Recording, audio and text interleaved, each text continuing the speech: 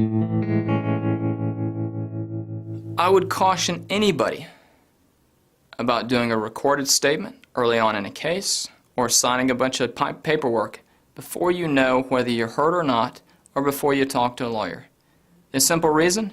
You can sign a release and not necessarily know it. Are you signing a release for your vehicle only, a property damage only release? Or are you signing a general release that gets rid of the entire claim?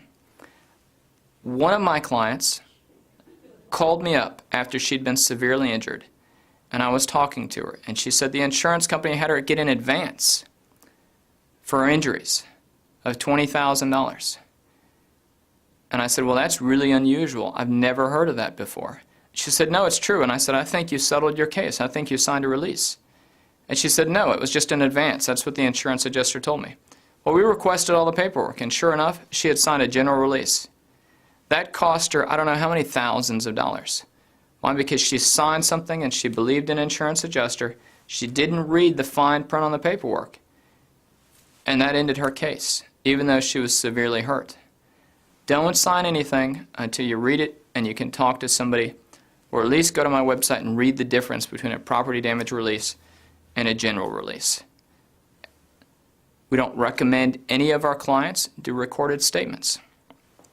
The reason why is because a recorded statement isn't needed if the facts are clear-cut.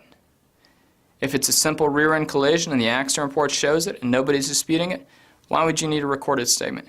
The only reason insurance companies take recorded statements is to look for a way to trap you, trick you, and blame you for the accident. The only other time they take a recorded statement is when they're trying to trick you into saying you're not injured, or to limit your injuries right after the accident before you know everything that's hurt. Maybe you make a mistake and you say, you know, it's mainly my neck and back that hurts. You didn't say only, you just said mainly. But then several days later, if your shoulder is bothering you or your knee, guess what? They have audio of you saying it's only your neck and back.